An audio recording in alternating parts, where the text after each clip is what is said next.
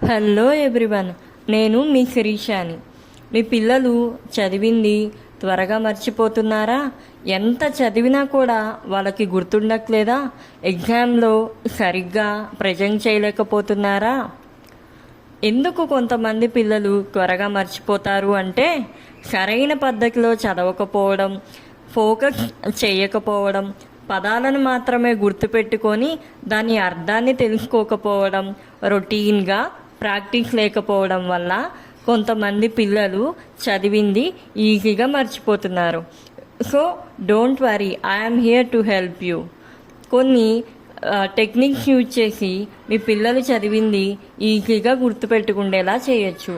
వాటిల్లో ముఖ్యమైనవి visualisation technique. ఒక్కో విషయం చదివినప్పుడు మన మైండ్లో ఒక స్టోరీలా ఇమాజిన్ చేసుకోవాలి.